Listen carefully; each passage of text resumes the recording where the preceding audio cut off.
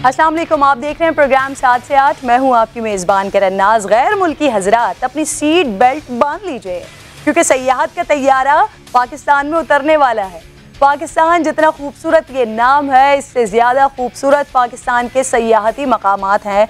अल्लाह ने सब कुछ तो दिया है इस मुल्क को। पाकिस्तान में रेगिस्तान, सरसब्ज़ व शादाब इलाके, मैदान, पहाड़, जंगलात, सर्द और गर्म इलाके, खूबसूरत झीलें, जज़ाइर और बहुत कुछ हैं जो शायद दुनिया की नज़रों से ओझल हो, लेकिन अब नहीं रहेंगे। तब्दीली सरकार ने पाकिस्तान का खूबसूरत चेहरा दुनिया को दिखाने और सयाहों को पाकिस्तान लाने की ठान ली है।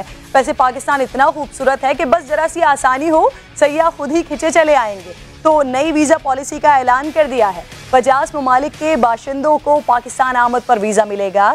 175 ममालिक को ई वीज़ा की सहूलत फराहम की गई है। आज़ाद कश्मीर और गिलगित बल्तिस्तान जाने वाले गैर मुल्कियों को अब NOC भी नहीं लेनी पड़ेगी।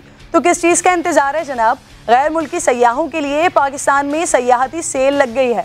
पाकिस्तान आए और दुनिया भूल जाए, क्योंकि इन हसीन नज़ारों के शहर से निकलना मुश्किल ही नहीं, नामुमकिन है। तो चले आए पाकिस्तान, फिर ना कहिएगा कि खबर ना हुई। और इससे पहले कि सयाह आ जाएं और आप कहीं पीछे ना रह जाएं, तो हम आपको आज के प्रोग्राम में हसीन और दिलकश पाकिस्तान की सैर करवाएंगे। लेकिन इससे पहले आज के हेडलाइंस दिखाएंगे।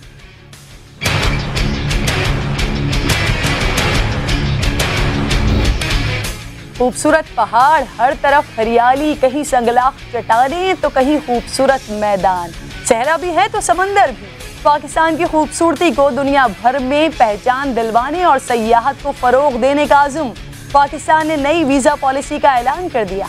50 ममालिक के बाशिंदों को पाकिस्तान आमद पर वीज़ा फराहम किया जाएगा। 175 ममालिक के लिए ई वीज़ा की सहूलत।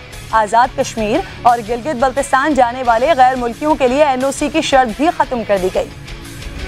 कोऑपरेटिव फेडरलिज्म की तरफ हम जाना चाहते हैं। हमने एक ऐप बना रहे हैं और उस ऐप पे सूरज जो भी हमारे माउंटेन्स हैं, वैलीज हैं, लेक्स हैं, तो ये सारे उस पे हम क्लिप्स अपनी डालेंगे।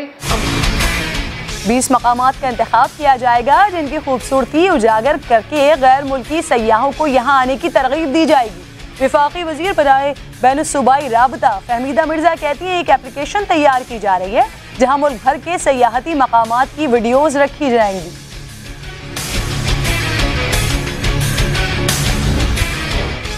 वज़ीर-ए-आज़म इमरान खान की ज़ेरे सदारत अहम इजलास, सयाहत के फ़रोग़ और सकाफ़ती विरसे को उजागर करने से मुताल्लिक़ उमूर का जायज़ा लिया गया। मेलों, अदबी महफिलों पर मुश्तमिल प्रोग्राम की मंजूरी भी दी गई। वज़ीर-ए-आज़म का कहना था प्रोग्राम पाकिस्तान में सयाहत के फ़रोग़ के लिए संगे मील साबित होगा। 3 ट्वीट किए और उसमें लीडर्स अपोजिशन को धमकी दी, अपोजिशन को धमकी दी और कहा कि आप जेलों में सड़ना चाहते हैं, आप कि मैं प्रोडक्शन ऑर्डर बंद करा दूंगा। नईमुल हक ने ट्वीट में अपोजिशन को धमकियां दी। नईमुल हक ने दावा किया कि अपोजिशन लीडर का प्रोडक्शन ऑर्डर बंद करवा देंगे। लीगी रहनुमाओं की हुकूमती रवैये पर सख्त तनकीद। शाहिद खाकान अब्बासी बोले नईमुल हक की जबान में इमरान खान बोल रहे हैं। मुल्क का वज़ीर-ए-आज़म पार्लियामेंट को निहत्ता कर रहा है। ख्वाजा आसिफ का कहना था अभी तो 6 माह गुजरे हैं, हम नहीं चाहते पार्लियामेंट अवाम के सामने मजाक बने। हम पाकिस्तान के लिए सिस्टम को चलता देखना चाहते हैं। आप बताइए, प्रोडक्शन ऑर्डर दे के कौन सा अवान चल रहा है? ये अपोजिशन ने तो तमाशा बनाया हुआ है। हर चीज के ऊपर आप उनको फेवर कर दें, आके फिर अगले दिन नई डिमांड लेके बैठ जाते हैं। कोई इनका लेजिस्लेशन से इन बेचारों का क्या ताल्लुक है? शहबाज शरीफ ने इमरान खान को सिलेक्टेड प्राइम मिनिस्टर कहा। जिनकी अपनी हैसियत नहीं वो हमें बताते हैं हम कहां से आए। वजीर इत्तलात फवाद चौधरी की पार्लियामेंट के बाहर अपोजिशन को जवाब। बोले अपोजिशन ने जिम्मेदारी का मुजाहिरा न किया तो ताउन की तवक्को न रखें। शहबाज शरीफ के दौर में सबसे ज्यादा मावराए अदालत कत्ल हुए, अब हमें लेक्चर दे रहे हैं कि किस तरह मामला हैंडल करना है। मुराद अली शाह ने कहा कि पाकिस्तान को टूटता हुआ देख रहा हूँ। ओ बेशरम, तुम्हारी करप्शन पकड़ी गई, तुम पाकिस्तान की बात करते हो। मैंने तो अभी स्टार्ट ही नहीं लिया। सुने, बात सुनो और सुन लो। ओ भाई बात सुनो। मुराद सईद के जारहाना अंदाज पर कौमी असेंबली में आज भी गर्मा गर्मी, ऑपोजिशन वॉकआउट कर गई। एहसन इकबाल बोले, लगता है कार्रवाई किसी ट्वीट से मुतासर हो रही है। वज़रा की मुसलसल गैर हाजिरी पर ऑपोजिशन का सेनेट में भी वॉकआउट। चेयरमैन सादिक संजरानी भी बरहम, कहा वजीर आजम से तहरीरी तौर पर पूछा जाए कि वज़रा क्यों नहीं आते। आलू शरीफ से और मोहतरमा मरियम नवाज साहिबा से रिक्वेस्ट करूंगा कि झूठ बोलना छोड़ दें। खुदा का वास्ता है, इमोशनल ब्लैकमेलिंग करने के लिए इस किस्म के टैक्टिक्स मत अडॉप्ट करें। नवाज शरीफ की मेडिकल रिपोर्ट्स आ चुकी है, अस्पताल मुंतकिल करने की जरूरत नहीं। वजीर इत्तलात पंजाब फयाजुल हसन चौहान की तनकीद, बोले मरियम नवाज झूठ बोलना छोड़ें। नवाज शरीफ को जेल में सहूलियात दी जा रही हैं, चिकनाई, नमक, हराम खाने से परहेज करें।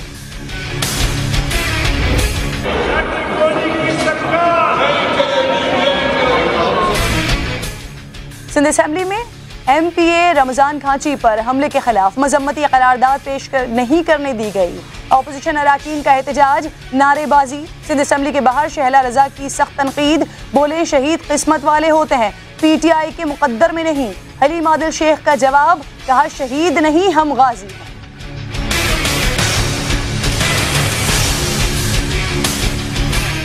हम गाजी हैं, हम गाजी हैं, हम गाजी हैं। तहरीक इंसाफ सुन तो लो भाई, शहला रजा ने कहा कि हमारी किस्मत में शहादत नहीं, हम गाजी हैं, मुल्क को आगे लेके जाएंगे जनाब।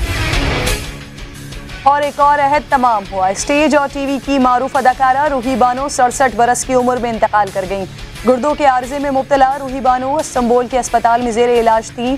किरण कहानी, दरवाजा और कांच का पुल समेत मुतअद्दिद ड्रामों में लाजवाल अदाकारी।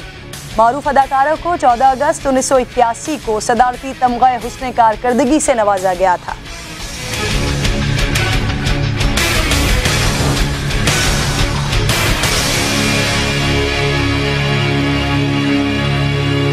जी हाँ, ये है पाकिस्तान का समा और पाकिस्तान के खूबसूरत नज़ारों की ये झलक तो अभी आपने देखी, लेकिन पिक्चर अभी बाकी है मेरे दोस्त। और हम कोशिश करेंगे कि आपको आज पाकिस्तान की खूबसूरती दिखाएं।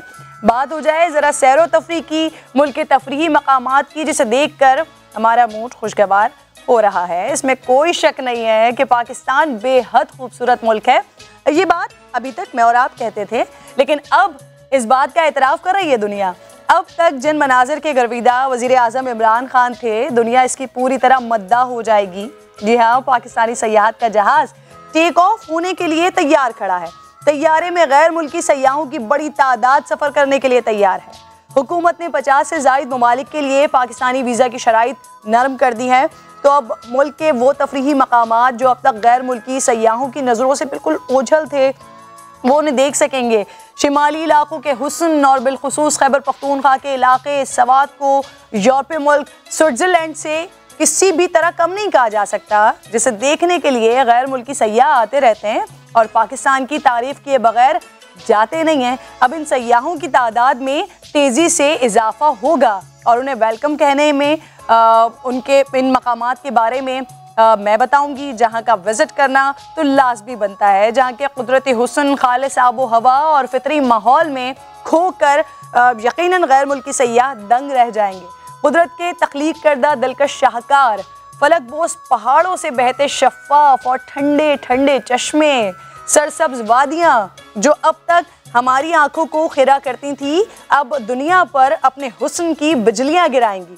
खैबर पख्तूनख्वा के हरे भरे पहाड़ों में छुपी झीलों के खामोश हुस्न के क्या कहने।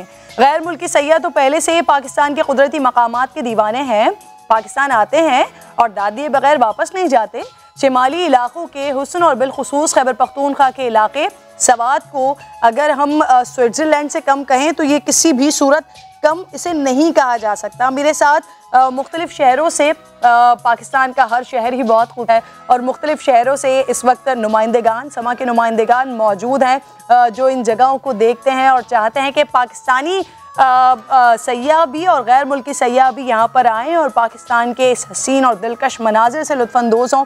तो शायान सलीम समा कराची से साथ मौजूद हैं, सुहेल रशीद रशीद इस्लामाबाद से मौजूद हैं। सबसे पहले शायान सलीम, आपसे ज़रा मैं बात का आगाज़ करती हूँ। आपको तो वैसे ही घूमने फिरने का बड़ा शौक़ है, समा के नाज़रीन को वैसे ही मुख्तलिफ मकामात, वो चाहे कराची के हों चाहे बलूचिस्तान के हों, आप दिखाते रहते हैं। ज़रा सबसे पहले टॉप 5 कौन से मकामात हैं वो बता दीजिए हमारे नाज़रीन को।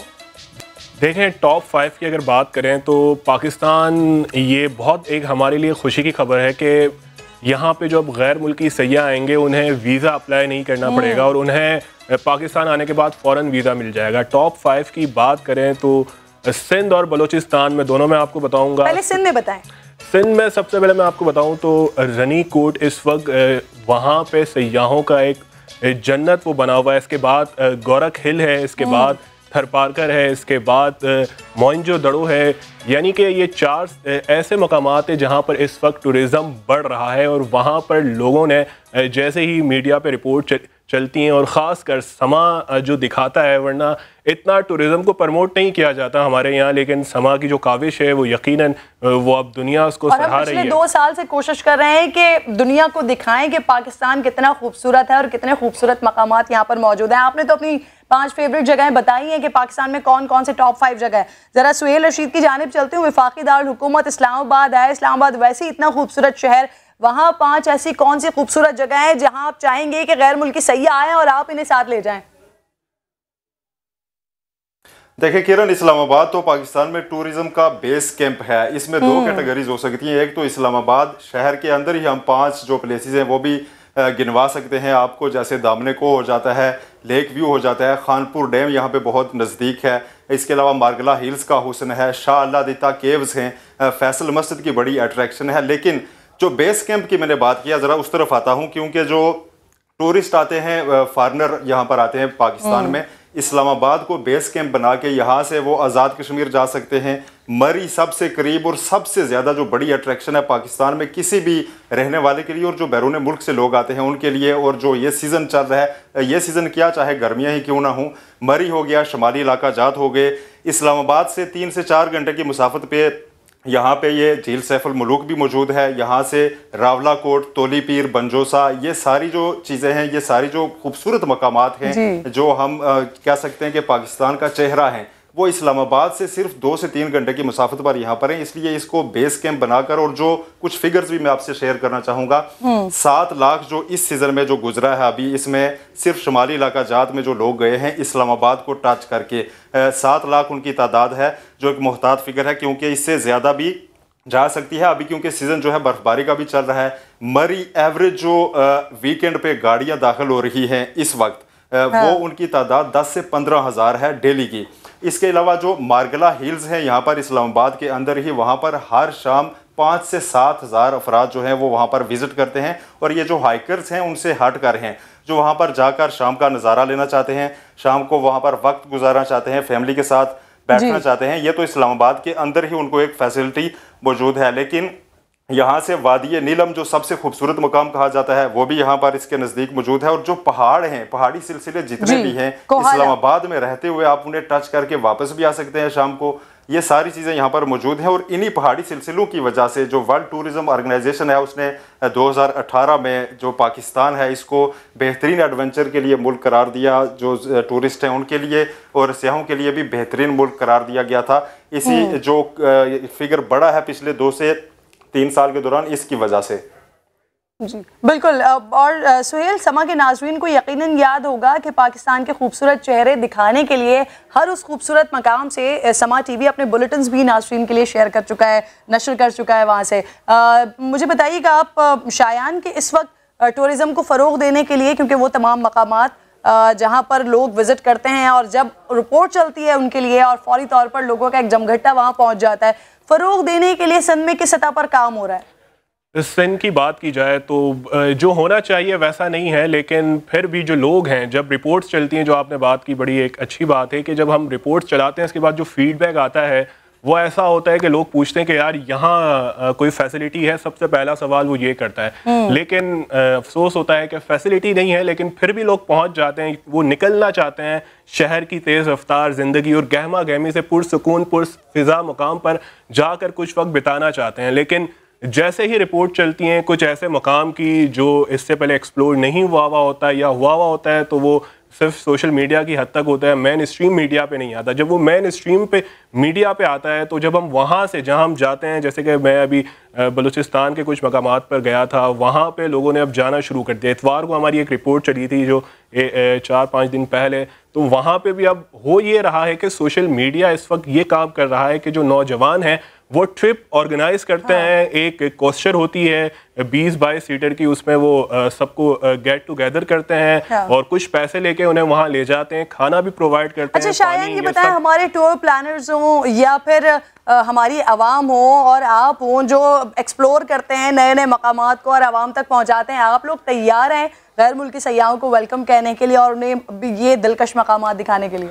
बिल्कुल, हम तो तैयार हैं और हम पुरजोश भी हैं कि जैसे ही वो आएंगे और हम यहाँ उनको बताएंगे कि ऐसा है पाकिस्तान जैसा वो देखना चाहते हैं। ठीक है, तारिक आफाक साहब भी ज्वाइन कर चुके हैं पेशावर से, और पेशावर एक वो इलाका है कि जिसके बाद पेशावर ही और उसके बाद जो हसीन मकामात की एक रेल पेल शुरू होती है सवात, और फिर आगे हम रावला और पता नहीं किस किस तरह के खूबसूरत तरीन मकामात और पहाड़ी सिलसिला। तो तारिक आफाक साहब, 5 हसीन मकामात जहां फौरी तौर पर आप चाहेंगे कि सैयाह आए और सबसे पहले वहां जाएं? देखिए किरण, मैं तो 5 मकामात की बात करें, मैं कह रहा हूँ कि पूरा आधा खैबर पख्तूनख्वा जितने भी इसके शिमाली इलाका जाते हैं, आप देख लें, सिर्फ शिमाली इलाका जाते नहीं बल्कि आप जनूबी अज़ामी भी चली जाएं, वहाँ पर भी आप देख लें। बल्कि अभी जो जनूबी वज़ीरिस्तान, शिमाली वज़ीरिस्तान ये हमारे साथ शामिल हो गए हैं, कुरम एजेंसी आप देख लें, पहाड़ी चिनार देख लें। तो इसके अलावा जो ना अब पूरा हमारा जितने भी ये शिमाली अजला है उसमें जो ना हसारा डिवीजन है, उसमें मलकन डिवीजन है, उसमें चतराल के इलाके हैं, स्वात के ये खूबसूरत तमाम इलाके हैं।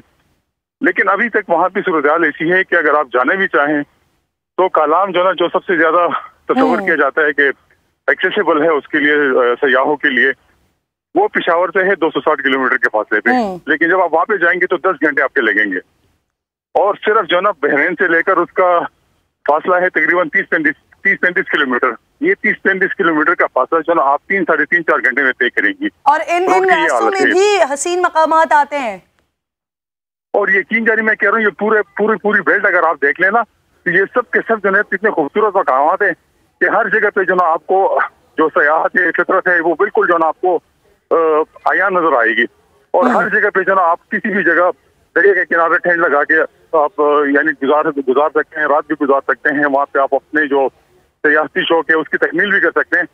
लेकिन मैं आपको ये बताना चाह रहा हूँ कि हमारा जो ना सबसे बड़ा मसला यही है कि सयाहत की तरफ किसी ने तवज्जो ही नहीं दी। जैसे मैंने आपको बताया कि अगर अब तवज्जो देने की बात हो रही है और अब गैर मुल्की सयाहों की आमद के लिए कोशिशें हो रही हैं। आप ये बताइए, कराची से या लाहौर से या इस्लामाबाद से 5 दिन के लिए नाज़रीन ने, हमारे देखने वालों ने बैग अपना पैक कर लिया है, 5 दिन के लिए आ रहे, कहाँ आप कहेंगे कि ये 5 मकामात है और यहाँ जाना है आपने?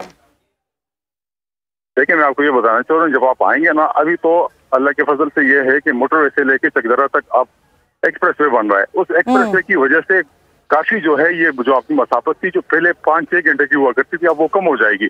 मैं आपको ये बताना चाहूँ, अगर आप जो ना आना चाह रहे हैं 3-4 दिन के लिए भी आप आना चाह रहे हैं तो पूरा बेल्ट आप आए मिंगोरा, और मिंगोरा से आप शुरू हो जाएं।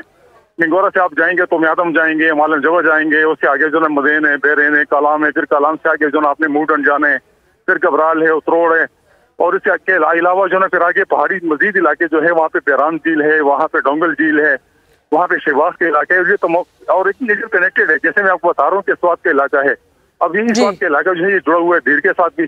अब कुमराट आप चली जाए, कुमराट सबसे खूबसूरत इलाका है। अच्छा, कुमराट इसी तरह घबराल से मिले हुए जो कालाम उसका स्वात का इलाका है, तो ये आपस में ये इलाके आपस में कनेक्टेड भी है और आप इसमें जो ना ट्रैक भी कर सकती है। यानी मैं खुद वहाँ पे गया था, तकरीबन 6 घंटे की मसाफत थी और हम कुमराट से जो ना घबराल पहुंच गए थे पैदल 6 घंटे में। तो मैं आपको ये बताना चाह रहा हूँ कि माजी में अगर इसकी तरफ तवज्जो नहीं दी गई थी, अगर लेकिन अब तवज्जो दी जा रही है, फिर ये पेशावर वाला सिलसिला, उसके बाद आज़ाद कश्मीर वाला सिलसिला देख लिया जाए या गिलगित बल्तिस्तान वाला सिलसिला देख लिया जाए, ये तमाम वो सिलसिले हैं जहां आप जाते हैं तो फिर सारी परेशानियां भूल जाते हैं और सिर्फ पाकिस्तान और पाकिस्तान ही याद रहता है। बहुत बहुत शुक्रिया तारिक आफाक साहब, आप साथ मौजूद थे। सुहेल, आप मुझे बताइए कि जब टूरिज्म बढ़ेगा पाकिस्तान में, अब आसानी कर दी गई है, कितना फ़ायदा होने वाला है मुल्क को?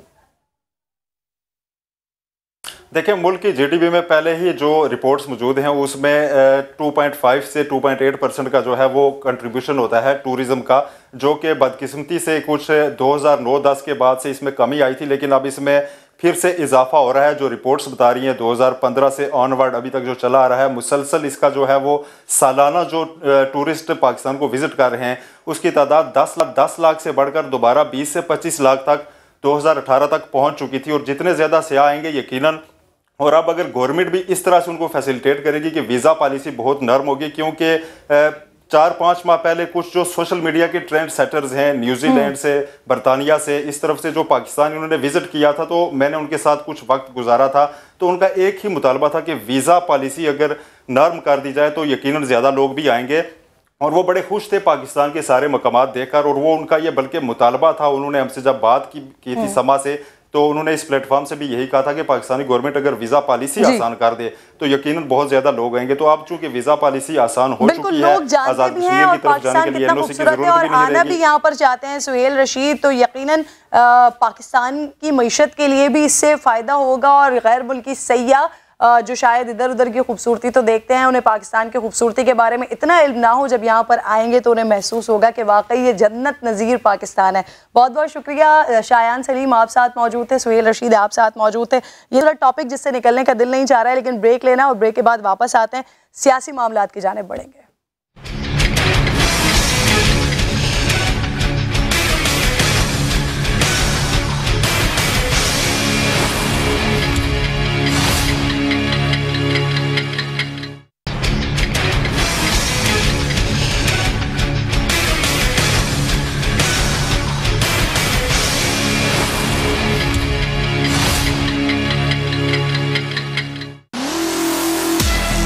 मैं प्रोडक्शन ऑर्डर बंद करा दूंगा। प्रोडक्शन ऑर्डर दे के कौन सा ऐवान चल रहा है? आपको मैं असेंबली में नहीं आने दूंगा। ये अपोजिशन ने तो तमाशा बनाया हुआ है, लेक्चर दे रहे हैं कि किस तरह से हैंडल करना चाहिए और किस तरह से हैंडल नहीं करना चाहिए।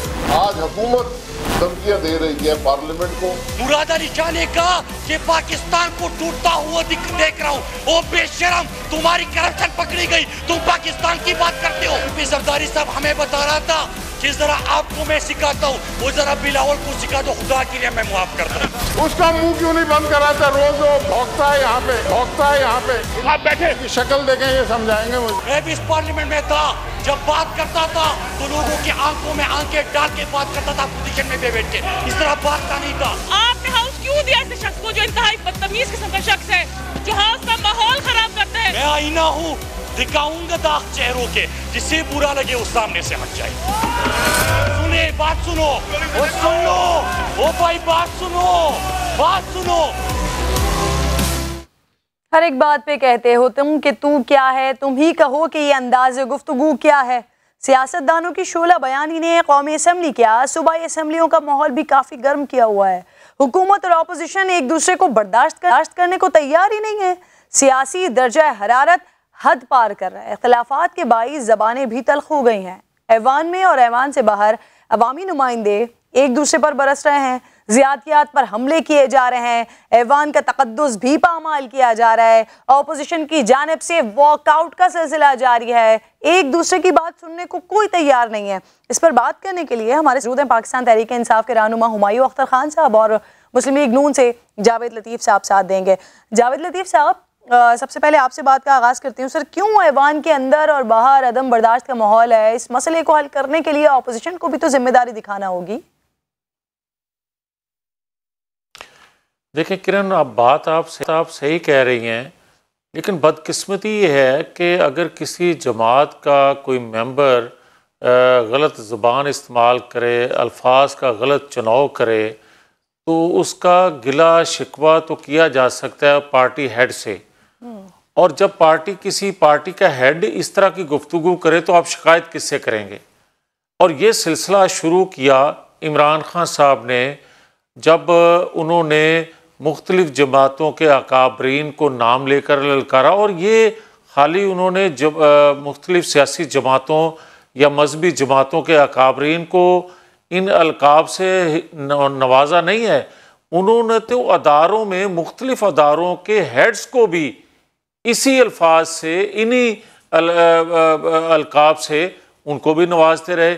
अब ये देखें कि उनके जो शागिर्द ख़ास हैं, और शागिर्द वो उसको लेते हैं जिसको वो पूरी तरबियत देकर बदतमीज़ी की और जिस तरह गाली गलोच ये करते हैं लोग, वो उतना ही उनके करीब हो जाता है। आप देखें कि इनके इंतखाब का तरीका और इनके इंतखाब से आपको अंदाज़ा हो जाएगा कि खान साहब चाहते क्या हैं। आप ये देखें फयाज चौहान साहब, आप ये देखें कि फवाद चौधरी साहब, और आप ये देखें ये नौजवान जो मुराद सईद साहब हैं। मैं ये कहूँगा कि अगर यही बात शिकायत करें, अगर हम में से कोई बंदा गलत ज़बान इस्तेमाल करता है या उनको किसी अल्फाज से, जिस तरह उन्होंने कहा सिलेक्टेड प्राइम मिनिस्टर से उनको शिकायत है कि वो सिलेक्टेड प्राइम मिनिस्टर नहीं है, तो भाई आप ये मुझे बता दें कि मई 2018 में आपने खुद ही तो ये कहा था इमरान खान साहब ने कि जनाब एक अदारा जो है वो ठप्पे लगाता है 2013 के इंतखाबात में, 2002 के इंतखाबात में, 2008 के इंतखाबात में और माजी करीब में जितने इंतखाबात हुए। मैंने तो ये बात नहीं कही। अगर खान साहब ये बात करते हैं तो फिर ये फरमाए ना कि 2018 के मुतल्लक अगर हमें शिकायत है तो फिर आप क्यों उससे खफा होते हैं। और 2018 में जो उन्होंने बात की थी वो भी आप देख लें। राय एक तरफ, लेकिन एक बात आपने कही कि इमरान खान साहब शायद इसके जय्यद हैं या उन्होंने इस चीज़ का आगाज़ किया, तो सर मैं आपसे पूछूंगी ज़रूर क्या इससे पहले कभी ऐसा कुछ नहीं होता था इमरान खान के अलकाबात का इजहार करने से पहले। लेकिन उससे पहले मुझे हुमायूं अख्तर साहब का भी कॉमेंट लेने दीजिए। हुमायूं अख्तर साहब, ऑपोजिशन को लेकर पीटीआई अरकान का रवैया इतना जारहाना है क्यों? देखिए, हमारे मुल्क में पार्लिमानी निज़ाम में ये चीज़ें होती रहती हैं, हमें बहुत ज़्यादा परेशान नहीं होना चाहिए। ज़ाती तौर पे मैं समझता हूँ कि गुफ्तगू में हमेशा ना सिर्फ पार्लियामेंट में बल्कि हमेशा शाइस्तगी होनी चाहिए, मुनासिब चीज़ यही होती है। लेकिन अगर आप इस मुल्क की तारीख देखें तो काफ़ी गहमा गहमी रहती है। अगर आप बाकी मुल्कों में जाएं, पार्लियामेंट्स में देखें तो इससे बहुत ज़्यादा हल्लड़बाजी और मारकुटाई होती है, जो कि अल्लाह ना करे हमारे पार्लियामेंट्स में हो। तो इसमें हमें बहुत ज़्यादा घबराना इस बात पे नहीं चाहिए। मेरे भाई जावेद लतीफ़ साहब ने फरमाया सिलेक्टेड प्राइम मिनिस्टर। देखिए, ये जो गुफ्तगू है ये ना ही इसकी इब्तदा की जाए तो बेहतर है, क्योंकि मैं 30 साल से सियासत में, मैंने बड़े बड़े इलेक्शन देखे हैं और ये बिल्कुल वही इदारे हैं, वही कुव्वतें हैं जो हमेशा इस मुल्क में मौजूद रही हैं। वही इलेक्शन कमीशन है। जब पार्टियां इलेक्शन जीत जाती हैं तो उनको हर चीज़ सही नज़र आती है। जब पार्टियां इलेक्शन हार जाती हैं तो मैंने आज तक कोई ऐसा इलेक्शन नहीं देखा जिसमें जो हारी हुई पार्टी है उसने ना सिर्फ अपोजिशन में बल्कि मुल्क के हर इदारे पे इल्जामात लगाने शुरू कर देते हैं। लेकिन मेरी गुजारिश एक होगी कि ये सिलेक्टेड प्राइम मिनिस्टर ना कहें, क्योंकि फिर मैं तो एक पूरी आर्गुमेंट आपको दूंगा कि कौन कौन सा प्राइम मिनिस्टर बाकी जो माजी में आए हैं वो कैसे सिलेक्टेड थे। अच्छा, हुमायूं अख्तर साहब, आपने कहा कि परेशान होने की इतनी ज़्यादा ज़रूरत नहीं है, दीगर ममालिक में भी पार्लियामेंट में इससे ज़्यादा मार कुटाई होती है, लेकिन सर आप लोग हुकूमत में है, जिम्मेदारी आपके ऊपर आयद होती है, अवाम देख रहे होते हैं। आपको नहीं लगता कि जो सख्त जुमलों का तबादला है जिसकी मिकदार अब इतनी ज़्यादा बढ़ गई है, इसकी रोकथाम के लिए कुछ होना चाहिए, शाइस्तगी का मुजाहरा करना चाहिए? सारे रहनुमा शोज में आकर ये बात कहते तो हैं, लेकिन शाइस्तगी का मुजाहरा होता नहीं है पार्लियामेंट में। जी किरण साहिबा, मैं आपसे बिल्कुल मुत्तफिक हूँ और मेरा ख्याल ये है और मेरा मशवरा भी अपनी पार्टी को यही होगा और दूंगा कि शाइस्तगी का दामन नहीं छोड़ना चाहिए। और हमें देखिए, बात का जवाब हर तरीके से दिया जा सकता है। बात मदम लहजे में भी कही जा सकती है और उसका असर मेरा ख्याल ज़्यादा होगा अगर वो मदम लहजे में कही जाएगी। ठीक है, जावेद लतीफ़ साहब ये बताइएगा सर, ये बार बार ऑपोजिशन की जानिब से वॉकआउट क्यों किया जाता है सर? अगर किसी से शिकवा है उसकी सजा आवाम को क्यों दी जा रही है?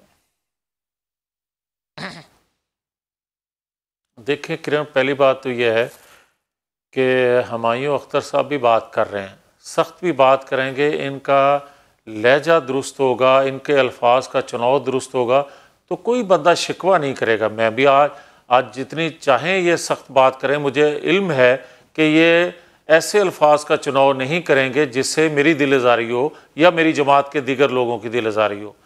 अब ये बात जो कह रहे हैं हुमायूं अख्तर साहब कि कोई परेशान होने वाली बात है। हम आने वाली नस्लों को कैसी अपना गुफ्तगू करके उनकी तरबियत कर रहे हैं, कैसी पार्लियामेंट की रवायात हम डाल के जा रहे हैं कि आने वाले लोग हमसे ये सबक सीखेंगे। दूसरा मैं ये अर्ज़ करूँगा कि हुमायूं अख्तर साहब की खिदमत में कि देखें, जब ये कहते हैं ना कि हम बताएंगे कि माजी में क्या होता रहा, हम यही तो आज कह रहे हैं। हम ये कहते हैं कि अदारों को अपनी हदूद में रहना चाहिए और जमहूरियत जो है और इंतखाबात जो हैं वो शफाफ इंतखाबात होने चाहिए और पार्लियामेंट को सुप्रीम होना चाहिए और उसको माना जाना चाहिए, अमल किया जाना चाहिए। अब आ जाए किरण ये बात कि जो इमरान खान साहब हैं, इन्होंने 165 दिन का धरना किस बात पे दिया था? मुझे ये बताएं कि उसके बाद जुडिशल कमीशन हमने बनवाया, हमारी हुकूमत की रिक्वेस्ट पर बना, और जब जुडिशल कमीशन ने रिपोर्ट दे दी तो फिर मई 2018 का जो मैं जिक्र कर रहा था, फिर उसके नतीजे के बाद, उसके रिपोर्ट के बाद इमरान खान साहब को फिर क्या ये हक पहुंचता था कि फिर भी वो ये कहें कि 2013 के इंतखाबात जो हैं वो एक अदारे ने ठप्पे लगाए और ये इस तरह किया। अब आ जाए जो मौजूदा बात है कि मैं ये कहूँगा कि हमें शिकायत है, हमें खाली शिकायत नहीं, तमाम पॉलिटिकल फोर्सेस को शिकायत है। उस पर क्या हमने रिक्वेस्ट की ना कि एक जुडिशल, इन्होंने इनकी रिक्वेस्ट थी कि 4 हल्के खोले जाएं, हमने जुडिशल कमीशन बना दिया क्योंकि हमारी पावर नहीं थी कि 4 हल्के खोल सकते। इसी तरह जिस तरह आज इनकी पावर नहीं है कि चंद हल्कों को खोल सके, हाँ ये इनके इख्तियार में था कि इमरान खान साहब खुद अपने हल्के को खिलवाने की बजाय उन्होंने स्टे ले लिया। ये इनका कौलो फेल का तजाद भी है। मगर इसके बावजूद मैं ये कहूँगा कि एक पार्लियामानी कमेटी बन गई, वो अपना काम उसको करना चाहिए और ये दूध का दूध पानी का पानी होना चाहिए। अब आ जाएं, मैं ये कहूँगा कि मुझे ये कोई बताए कि आज कोई 1 हफ्ते के करीब हो गया किरण, आज 1 हफ्ते में मैंने ये ज़बान नहीं सुनी कि जनाब हम छोड़ेंगे नहीं, ये डाकू हैं, ये चोर हैं, एहतसाब होगा। ये बात जो पिछले 6 माह से कर रहे थे, 1 हफ्ते में ये रुक क्यों गए हैं उस बात से? मुझे ये भी बताएं कि भाई अगर आप बेनामी जायदाद कहते हैं कि नवाज शरीफ की थी, उनके बेटों के पास जो जायदाद थी, तो ये कहने का किसी और को हक क्यों नहीं देते कि अलीमा खान जो हैं, शौकत खानम की भी बोर्ड ऑफ की मेंबर हैं और अनम यूनिवर्सिटी में भी वो हैं डायरेक्टर, और इसके अलावा ऑफशोर कंपनी में भी हैं और न्याजी सर्विसेज में भी हैं। जितने बिजनेस माजी में किए। सर मैं आपकी बात का जवाब ले लूं अगर आप इजाजत दें हुमायूं साहब से। हुमायूं साहब से ले लेती हूं मैं आपकी बात का जवाब। जावेद लतीफ साहब कह रहे हैं हुमायूं साहब के अगर खुद इल्जाम लगाते हैं तो फिर हमें भी बात करने की इजाजत देनी चाहिए, हमें भी बात करने, हमें भी मौक़िफ़ देने की इजाजत होनी चाहिए सर। अबे जावेद भाई, आपको कौन रोक रहा है? आपको पूरी इजाजत है, हम कौन होते हैं आपको रोकने वाले? देखिए, अलीमा खान साहिबा की जायदाद उन्होंने खुद डिक्लेयर की और सुप्रीम कोर्ट ऑफ पाकिस्तान ने सुओ मोटो उस पर नोटिस लिया। बिल्कुल इसी तरह जिस तरह पनामा के केस में और बिल्कुल उसी तरह जिस तरह मनी लॉन्ड्रिंग केस में अभी इस वक्त ये सब जो जिस मामला है इसमें सुप्रीम कोर्ट और FPR और बाकी तमाम इदारे इसकी तहकीकात कर रहे हैं। थोड़ा जरा मौका दें, सब दूध का दूध और पानी का पानी हो जाएगा। इसी तहम्मुल मिजाजी का इजहार सर आपको नहीं लगता कि पार्लियामेंट में भी हो सकता है? यही जावेद लतीफ साहब भी बात कर रहे हैं, यही बात आप भी कर रहे हैं, शाइस्तगी का मुजाहरा होना चाहिए, तल्ख जुमलों से बचना चाहिए। तो जिस तरह से अभी आप अपनी बात कर रहे हैं, इसी तरह से पार्लियामेंट में नहीं हो सकता क्या? क्या मसला क्या है? पहले फवाद चौधरी साहब, अब मुराद सईद साहब, और अब बात फिर यहाँ तक पहुंच जाती है कि ऑपोजिशन को वॉकआउट करना पड़ता है। जी किरण, बात यह देखिए, एक बात तो बड़ी अच्छी हुई है पाकिस्तान की तारीख में कि PTI में नौजवान नस्ल, पढ़ी लिखी नस्ल बहुत बड़ी तादाद में आई है और इलेक्ट हुई है। ये नए लोग हैं, ये नए चेहरे हैं आमतौर पर लोग कहते थे कि सियासत में, पार्लियामेंट में वही पुराने चेहरे बार बार आते हैं, हम नए चेहरे आपके सामने लाए हैं।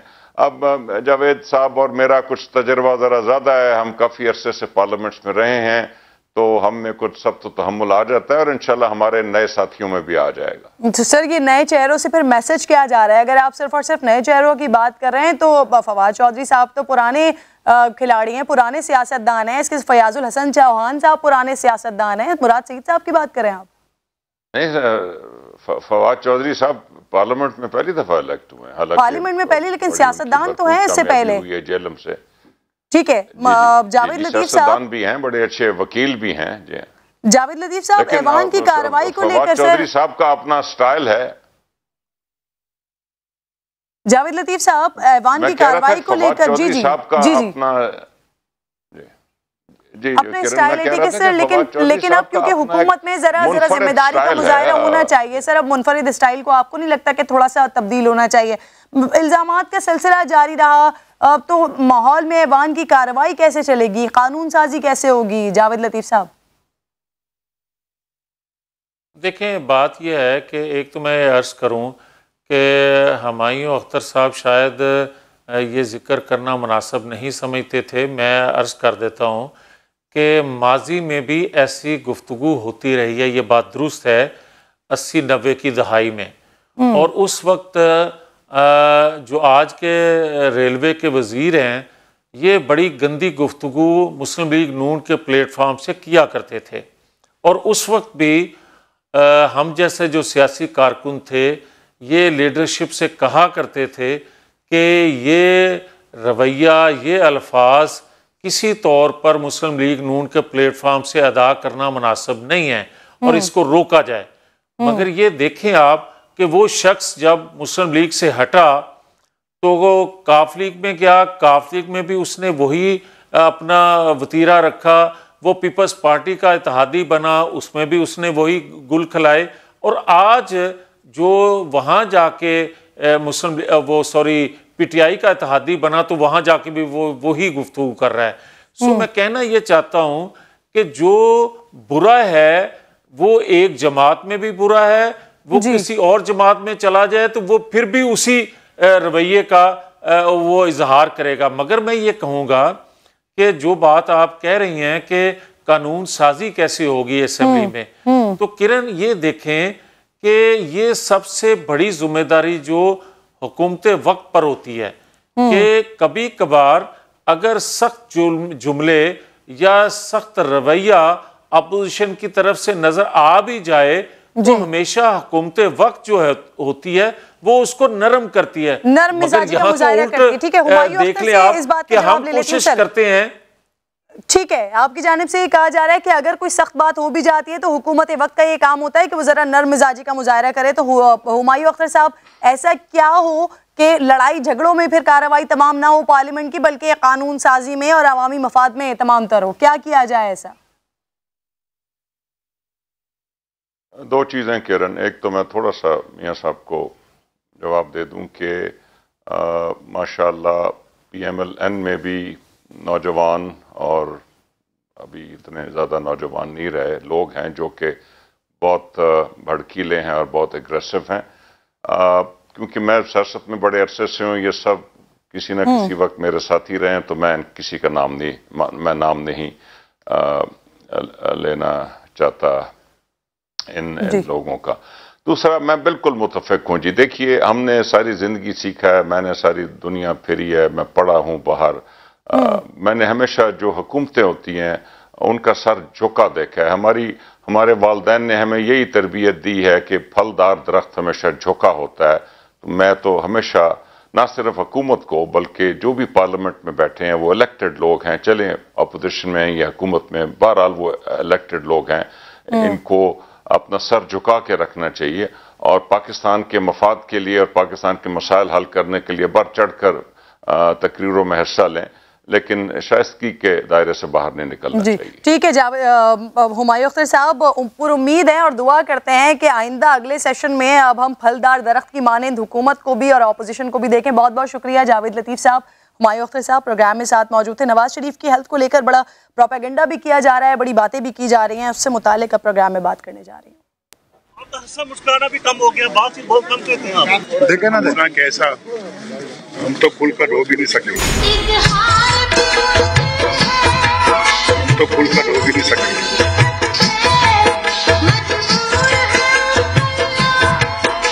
मैं भाई माफी चाहता हूँ, आप मुख्तसर सा जवाब दिया मैंने।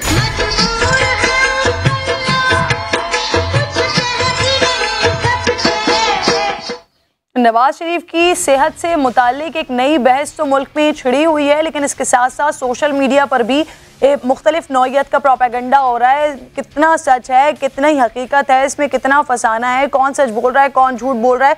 मुस्लिम लीग नून की जानिब से मुसलसल कहा जा रहा है कि नवाज शरीफ की तबीयत ठीक नहीं है, अल्लाह उन्हें सेहत दे। मरियम नवाज कहती हैं कि उन्हें अंधेरे में रखा जा रहा है। शहबाज शरीफ भी खदशात का इजहार कर रहे हैं। पहले बात सुन लीजिए। 3 टाइम प्राइम मिनिस्टर मियां नवाज शरीफ और वो दिल के मरीज हैं, उनके एक से ज़्यादा मरतबा उनके दिल के ऑपरेशन हो चुके हैं। तो मैं हुकूमत को मुतनब्बे भी करता हूँ और उनको ये कहना चाहता हूँ कि बिला ताख़ीर मियां नवाज शरीफ साहब को अस्पताल में दाखिल करवाया जाए और वहाँ पर उनका प्रॉपर इलाज मुहैया करें। लेकिन अब सवाल यह और सोचने की बात यह है कि नवाज शरीफ की सेहत को लेकर भी क्या अब सियासत होगी कि मुस्लिम लीग नून ने हुकूमत के खिलाफ महाज खोला हुआ है, PTI के रहनुमा भी मैदान में है। सेनेटर फैसल जावेद कहते हैं कि इस इशू पर सियासत न की जाए। वजीर इत्तलात पंजाब फयाजुल हसन चौहान का मौक़िफ़ काफ़ी सख्त आया है इस बारे में, उनकी बात भी सुनवा देती हूँ आपको। ये 23 तारीख परसों की रिपोर्ट है पंजाब इंस्टीट्यूट ऑफ कार्डियोलॉजी की। तमाम में नॉर्मल लिखा हुआ है। आले शरीफ से और मोहतरमा मरियम नवाज साहिबा से रिक्वेस्ट करूँगा कि झूठ बोलना छोड़ दें। आपने असम्बली के फ्लोर पे झूठ बोला, आपने सुप्रीम कोर्ट के अहाते में झूठ बोला। हाई प्रोफाइल कन्विक्टेड हैं, कौमी मुजरिम हैं, तो उनकी हर किस्म की ट्रीटमेंट, हर किस्म की हिफाजत हमारे ऊपर फ़र्ज़ है, क्योंकि वो कानून के मेहमान हैं। नवाज शरीफ की सेहत पर सियासत हो रही है, हुकूमत अहम कदम उठाने जाने जा रही है। महकमा दाखिला ने नवाज शरीफ के तिब्बी मुआयने के लिए नया मेडिकल बोर्ड बनाया है। इस पर बात करने के लिए ब्यूरो चीफ इस्लामाबाद खालिद अजीम साहब इस पर ज्वाइन कर चुके हैं प्रोग्राम में। खालिद अजीम साहब, एक सोशल मीडिया पर मुख्तलिफ किस्म का प्रोपेगेंडा हो रहा है नवाज शरीफ साहब की सेहत को लेकर, हुकूमत और अपोजिशन के मौक़िफ़ भी सामने आ रहे हैं। आपके पास क्या इत्तलात है नवाज शरीफ की सेहत से मुतालिक, सबसे पहले बताइएगा। देखिए जी, बात यह है कि इस बारे में ओपिनियन जो है वो तो कोई ना कोई डॉक्टर ही दे सकता है। और एक बहुत सीधी सी बात है कि जो रिपोर्ट्स अब तक सामने आई हैं, अगर वो उस पर मुतमिन नहीं है और उनके पास कोई और इस किस्म का मामला है और इत्तलात हैं, तो इसके लिए फोरम मौजूद है। उन रिपोर्ट्स को भी चैलेंज किया जा सकता है और सेहत की जो सहूलियात हैं उसके लिए प्रोसीड किया जा सकता है, क्योंकि आइन के आर्टिकल 9 के तहत जो ज़िंदगी का तहफ़्फ़ुज़ है वो सबसे अहम बुनियादी राइट है। और उस बुनियादी हक को लेके यकीनी तौर पे कानूनी कार्रवाई की जा सकती है। बदकिस्मती है कि हमारे यहाँ सियासत भी मीडिया पे होती है और जो मुकदमेबाजी है, मुकदमा भी लोग जो हैं वो मीडिया पे लड़ते हैं। असल में होता ये है कि माजी में हमारे सामने बहुत सी ऐसी मिसालें हैं कि लोग जो हैं वो जब उनकी कोई किसी जगह पे कोई सज़ा होती है या वैसे वो गिरफ्तार होते हैं, तो नॉर्मली वो सेहत की बुनियाद पे, और इस किस्म के रिसेंटली केसेस जो हैं वो साबिक चीफ जस्टिस जो हैं उन्होंने छापे मारने के बाद पकड़े जी बिल्कुल कि उस तिब्बी सहूलत के नाम पे वो जेल की या हवालात की जो मुश्किल है उसको टाल देते हैं और अस्पताल के जो आरामदेह नाम मेमन का बड़ा कमरे हैं उनमें इस्तेमाल करते हैं। तो इस वजह से मैं ये समझता हूँ कि ये थोड़ा सा कंट्रोवर्शियल हो जाता है ये सिलसिला। लेकिन इसके साथ साथ ये भी उनका बुनियादी हक है, वो कैद जरूर काट रहे हैं, लेकिन उनकी जो जिंदगी का राइट है वो उनसे नहीं लिया जा सकता। और अगर इस मामले में कहीं पे कोई मुश्किल है तो उसके लिए कानूनी रास्ता इख्तियार किया जाना चाहिए।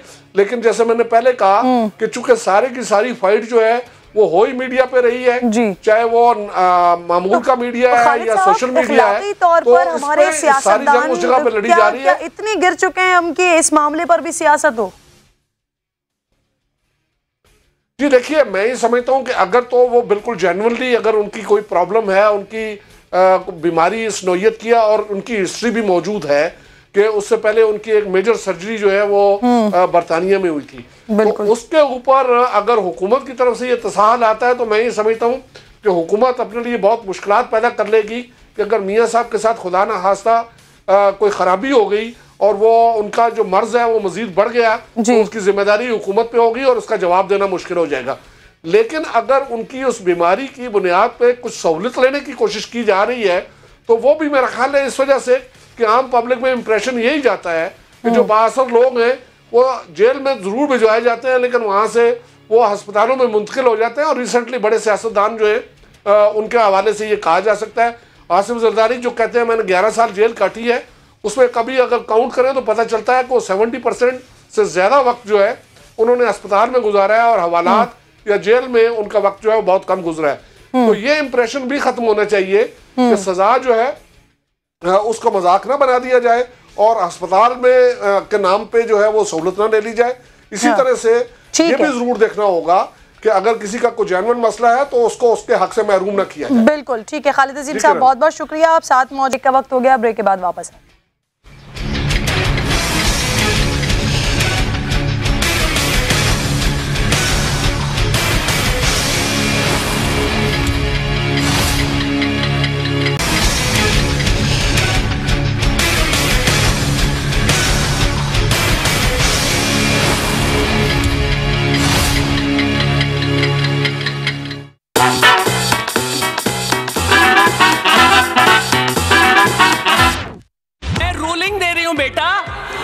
सीख लो कि मैं रूलिंग दे रही हूँ। अम्मी जान काश अम्मी का आपको एहतराम करना अच्छा लग रहा है। शाम का मंजन पूरा है। अम्मी जान जी बेटा तमीज से बात करना। मैं बिल्कुल अम्मी तो तमीज से ही कह रही हूँ, अम्मी को तो तमीज से कहूंगी ना। माशाल्लाह अहले ज़बान हूँ, बिल्कुल इसी तरह का जुमला दूंगी जवाब दे। देखिए मोहम्मद हुसैन साहब ये सिर्फ दिमाग की दही बनाने वाली बात है, दिमाग की दही बनाने वाली बात है। आप प्लीज तशरीफ रखें, आप प्लीज तशरीफ रखें।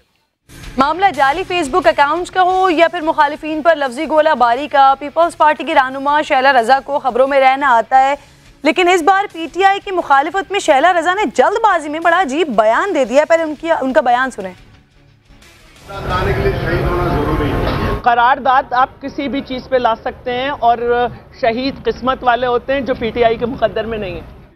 शहीद किस्मत वाले होते हैं, पीटीआई के मुकद्दर में नहीं है। शैला रजा का ये बयान वाकई हैरान कुन है क्योंकि उनका हाफजा शायद बड़ा कमज़ोर है, क्योंकि शैला रजा खातून होते हुए पीटीआई की शहीद खातून रहनुमा जहरा शाहिद को कैसे भूल गई। यही नहीं, शोहदा की फहरिस्त में पीटीआई के दीगर रहनुमा और कारकुनान भी शामिल हैं। जुलाई 2018 को डेरा इस्माइल खान में खुदकुश हमले में पीटीआई उम्मीदवार इकरामुल्लाह गंडापुर शहीद हुए थे। अक्टूबर 2013 में डीआई खान में ही खुदकुश हमला हुआ था जिसमें पीटीआई रहनुमा इसरारुल्लाह गंडापुर शहीद हुए थे।